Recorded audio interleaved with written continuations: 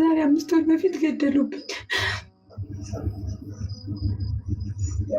ሰው ሀገር ተቃጥዬ ያስተማርኩት ወንድሜ ነው። የእሷን ምስሉ ደግሞ ጭራሽ ወንድ ደሙ እንኳን እንዳይወጣ ቀበሩት። ምን ልሆን? እሺ ግራ ገባኝ። ወዴት ልሂድ? ጨነቀኝ። ልደት እኔ እነሱን አስተምራለሁ ብዬ ናፍቆኝ እንኳን አንድ ቀን አይኑን አላየሁትም። ወንድሜ በሉብኝ። በተለይ በጣም ጎበዝ ተማሪ፣ እጅግ በጣም 10ኛ ክፍል ስትሬት ያመጣ ነው።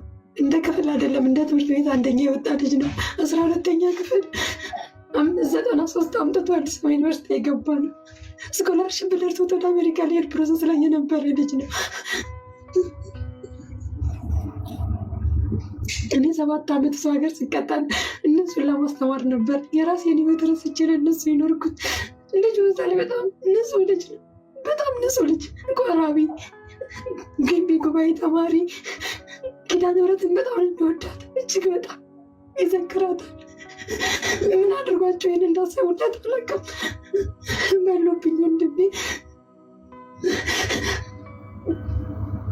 ምን ልሆንሽ? እስኪ ንገሪኝ፣ ምን ልሆን? መክሰስ እየተቻለ እንከስም ሲሉ ምን ትላለህ? ይዘውታል፣ ግን ሊለቁት ነው ልጁን። አሁን ባስታመመው አምና ታሞ ባስታመመው እሱ ግን መርዝ አጠጣ። ባመነው ከዳው።